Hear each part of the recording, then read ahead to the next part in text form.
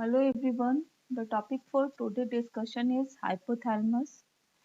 As is you all know that hypothalamus is the head ganglion of autonomic nervous system, and it is the most important organ of integration in homeostatic control of internal environment. It is bilateral diencephalic structure, that is diffuse nuclear mass situated below the hypothalamus. Its boundaries are superiorly hypothalamic sulcus separated from the thalamus. Inferiorly, it is related to the structure of floor of third ventricle. Medially, it forms part of the wall of third ventricle, and laterally, it is in contact with internal capsule. It is divided into two zones from medial to lateral. One is the medial zone, second is the lateral zone. From interior to posterior, its nuclear mass is arranged in four regions. One is the preoptic region. It includes the preoptic nucleus. Second is the supraoptic region. It includes suprachiasmatic, supraoptic anterior, and paraventricular nucleus. Tuberal region. It includes dorsomedial, lateral, tuberal, ventromedial, and arcuate nucleus. Fourth is the mammillary region. It forms the posterior nuclear group and includes the posterior and mammillary nucleus. These are all are the nuclei of hypothalamus. In this diagram, you can see all nuclei of hypothalamus. What are the functions of hypothalamus? Hypothalamus afferent connection is from limbic system, then from brainstem, from neocortex, then from globus pallidus, thalamus and retina. Efferent from hypothalamus goes to autonomic center, other part of the limbic system, thalamus, midbrain and neocortex and pituitary gland. Pituitary gland efferent from hypothalamo-hypophyseal tract and tubero-infundibular tract. The function of hypothalamus are first is the autonomic function. This Sherrington described the hypothalamus as the head ganglion of autonomic nervous system. Anterior hypothalamus is the parasympathetic area and posterior hypothalamus is the sympathetic area. The cardiovascular regulation, it controls the cardiovascular system through the cardiovascular control center in the medulla and pons. Stimulation of posterior and lateral nuclei of hypothalamus increase the heart rate and blood pressure and produce vasoconstriction. Stimulation of preoptic area decrease the heart rate and arterial blood pressure and produce cutaneous vasodilatation. The regulation of pupil size. The pupil size is regulated by the hypothalamus nuclei. The stimulation of posterior and lateral hypothalamus causes dilatation of pupil, and stimulation of anterior and medial part of the preoptic and supraoptic area produce constriction of pupil. Regulation of peristaltic and secretomotor function of the alimentary tract. The stimulation of posterior and lateral hypothalamus. This decreases secretion and motility of the GIT, and it is called ergotropic function. Stimulation of anterior and medial hypothalamus increases peristalsis, and it is called trophotropic function.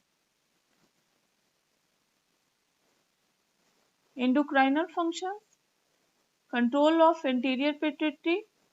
The anterior pituitary is controlled by certain releasing and inhibitory hormones that are released from the hypothalamus, and it reaches the anterior pituitary through the neurovascular link through the tuberoinfundibular tract and hypophyseal portal vessels.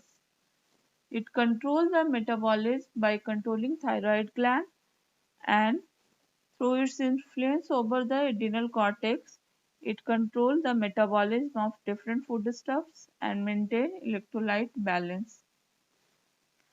It keeps the gonad inhibited till physical growth is complete.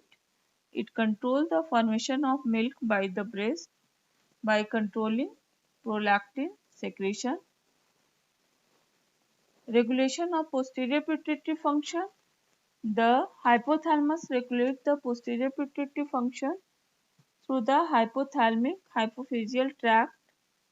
The antidiuretic hormone help in regulation of water balance by controlling water excretion by the kidney. Regulation of uterine contractility is controlled by the oxytocin that is released from the paraventricular nucleus, and it also contracts the myoepithelial cell of the breast and causes milk ejection from the breast. Regulation of sleep-wake cycle.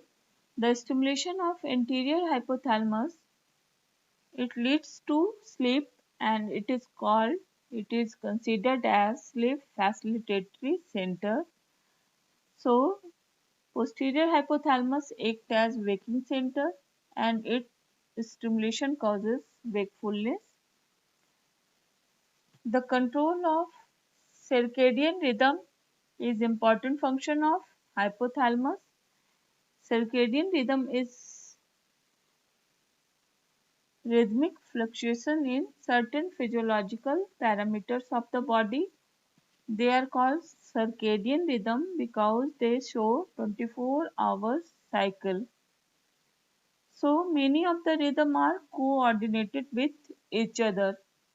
Common rhythmic variation in homeostatic regulatory mechanism are rhythmic secretion of ACTH, growth hormone, melatonin, sleep-wake cycle, body temperature rhythm, and secretion of gonadotropin. What is the basis of circadian rhythm? This is circadian rhythm is internally driven. The suprachiasmatic nuclei of hypothalamus, it is the main site of most circadian rhythm in the body because it is believed to contain biological clock that regulate the circadian rhythm according to 24-hour light-dark cycle. The suprachiasmatic nucleus receive important input from the eye via retinohypothalamic fiber and through the lateral geniculate nuclei. What is the physiological significance of the circadian rhythm? This circadian rhythm enable homeostatic mechanism to be utilized immediately. For example, there is rhythm in the urinary excretion of ACTH. It also has effect on body resistance to various drugs. For example, there is difference in sensitivity of the dose of a lethal drug that depend on the time when the drug is taken.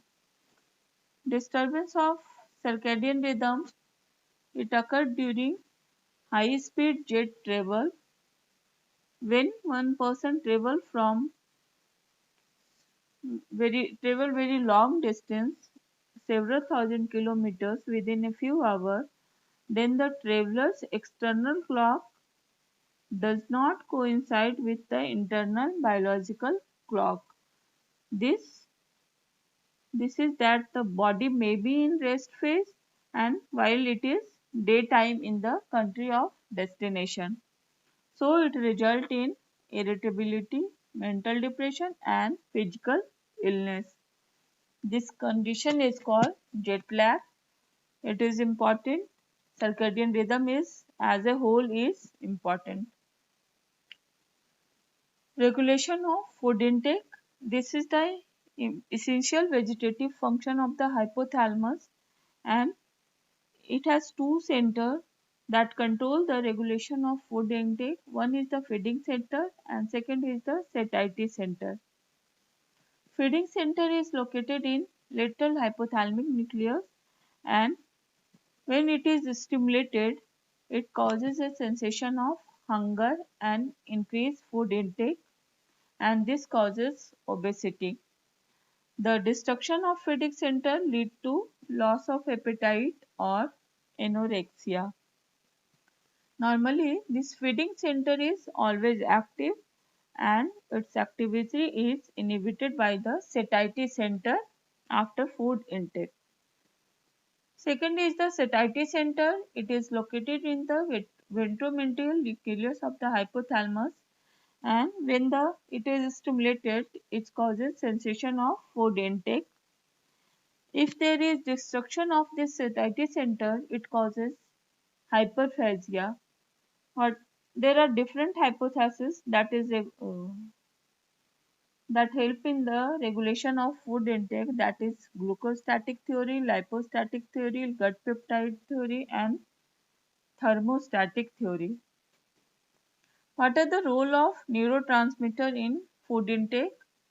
Food intake can be increased by stimulation of alpha-2 adrenergic receptor in medial hypothalamus, and food intake can be decreased by the stimulation of beta-adrenergic and dopaminergic in lateral hypothalamus and by stimulation of serotonergic pathways. Regulation of sexual behavior and reproduction. This hypothalamus play an important role in maintaining the sexual function of, especially in female. So, the pathway of sex regulation is amygdala, stria terminalis, preoptic area, then tuberal region of the hypothalamus. The tuberal region of hypothalamus maintain basal secretion of gonadotropic releasing hormone, and its connection with the preoptic area is essential for the cyclic surge of gonadotropin before ovulation. If there is electrical stimulation of preoptic area, it causes ovulation in experimental animal, and if there is destruction of neural link between the preoptic and tuberal region, it prevents ovulation. Role in emotional and instinctual behavior. This hypothalamus, along with the limbic structure, is concerned with the affective nature of the sensory impulses. It means whether the sensations are pleasant or unpleasant. These affective qualities are called reward and punishment. There are two centers that are involved in such behavior and emotional changes: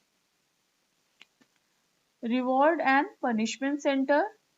Reward center is located in lateral and ventromedial nucleus of the hypothalamus. If this center is stimulated, it encourages the animal to seek more of such stimulation. The punishment center is located in medial hypothalamus, and the stimulation of this area lead to pain, defense, fear, escape reaction, and the experimental animal avoids further stimulation of this area. Reward and punishment center constitute important controller of our bodily activity, our drives and aversion, and our motivation. The reward and punishment center help in selecting the information that we learn. Role in regulation of body temperature. This is important function of hypothalamus. Hypothalamus acts as principal integrating center of heat regulation by adjusting a balance between the heat loss and heat production. It helps to maintain body temperature at 37 degrees centigrade. One is the heat loss center. The anterior hypothalamus acts as heat loss center, especially the preoptic area. If there is increase in the temperature of blood that is flowing through this area, then it causes the cutaneous vasodilatation and increased sweating.